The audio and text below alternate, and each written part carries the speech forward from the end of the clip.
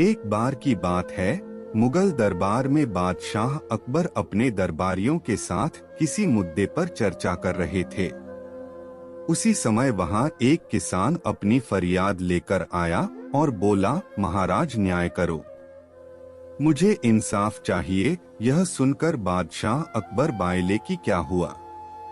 किसान बोला, महाराज मैं एक गरीब किसान हूँ। कुछ समय पहले मेरी पत्नी का निधन हो गया और अब मैं अकेला रहता हूँ। मेरा मन किसी भी काम में नहीं लगता है। इसलिए एक दिन मैं काजी साहब के पास गया। उन्होंने मन की शांति के लिए मुझे यहाँ से काफी दूर स्थित एक दरगाह में जाने के लिए कहा। उनकी बात से प्रभावित होकर मैं दरगाह जाने के लिए तैयार हो गया, लेकिन साथ ही मुझे इतने वर्षों तक मेहनत करके कमाए सोने के सिक्कों के चोरी होने की चिंता सताने लगी। जब मैंने यह बात काजी साहब को बताई तो उन्होंने कहा कि वह सोने के सिक्कों की सुरक्षा करेंगे और उसके वापस आने पर लौटा देंगे। इस पर मैंने सभी सिक्के एक थैली में डालकर उन्हें दे दिए। एहतियात के तौर पर काजी साहब ने मुझे थैली पर मुहर लगाने को कहा।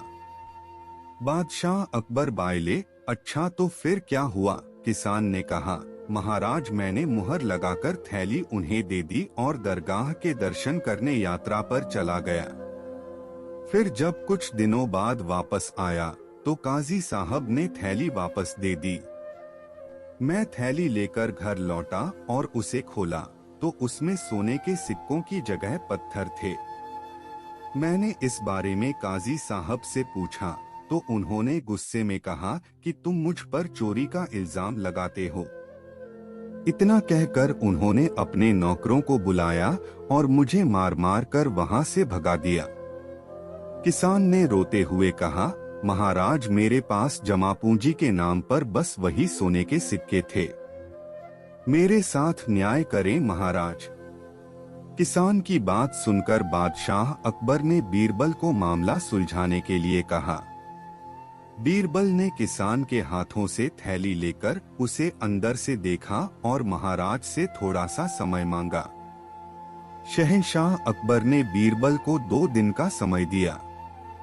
घर जाकर बीरबल ने एक फटा हुआ कुर्ता अपने नौकर को दिया और कहा, इसे अच्छे से रफू करवा कर लाओ। नौकर कुर्ता लेकर चला गया और कुछ देर बाद उसे रफू करवा कर वापस आ गया। बीरबल कुर्ते देखकर खुश हो गए। कुर्ता इस प्रकार से रफू किया गया था कि मानो फटा ही न हो। यह देखकर बीरबल ने नौकर से उस दर्जी को बुलाकर लाने को कहा। नौकर कुछ ही देर में दर्जी को लेकर आ गया। बीरबल ने उससे कुछ पूछा और वापस भेज दिया। अगले दिन बीरबल दरबार पहुंचे और सैनिक से काजी व किसान दोनों को दरबार में लेकर आने का आदेश दिया। कुछ ही देर में सैनिक काजी व किसान को साथ ले आया। इसके बाद बीरबल ने सैनिक से दर्जी को भी बुलाने के लिए कहा। यह सुनते ही काजी के होश उड़ गए। दर्जी के आते ही बीरबल ने उससे पूछा, क्या काजी ने तुम्हें कुछ सिलने के लिए दिया था? तब दर्जी ने कहा, कुछ महीने पहले मैंने इनकी सिक्कों वाली थैली को सिया था। इसके बाद जब बीरबल ने जोर देकर काजी से पूछा तो उसने डर के मारे सब कुछ सच सच बता दिया। काजी ने कहा, महाराज मैं एक साथ इतने सारे सोने के सिक्के देखकर लालची हो गया था, मुझे माफ कर दो। बादशाह अकबर ने काजी को आदेश दिया कि वह किसान को उसके सोने के सिक्के लौटाए और साथ ही काजी को 1 वर्ष कारावास की सजा सुनाई।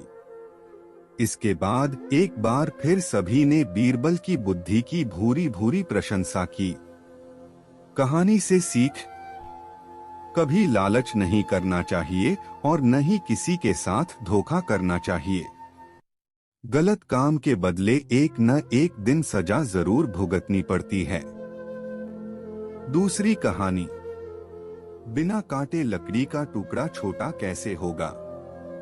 बादशाह अकबर अक्सर कई समस्याओं पर बीरबल के साथ चर्चा किया करते थे और साथ ही उनकी बुद्धि की परीक्षा भी लिया करते थे।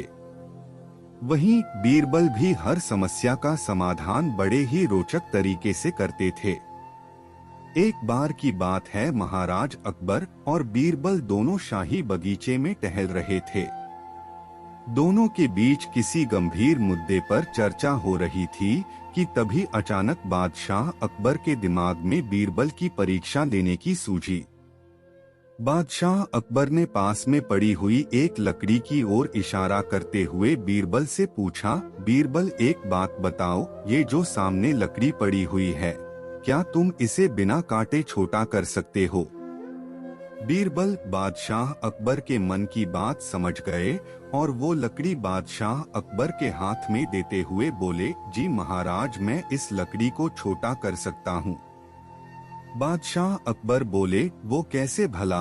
तब बीरबल ने वहीं पास में पड़ी हुई एक बड़ी लकड़ी उठाई और बादशाह अकबर को पकड़ाते हुए पूछा, महाराज, इनमें से छोटी लकड़ी कौन सी है? बादशाह अकबर बीरबल की चतुराई समझ गए और छोटी लकड़ी बीरबल के हाथ में देते हुए बोले, वाकई बीरबल, तुमने बिना काटे लकड़ी को छोटा कर दिया। इसके बाद दोनों जोर जोर से हंसने लगे। कहानी से सीख।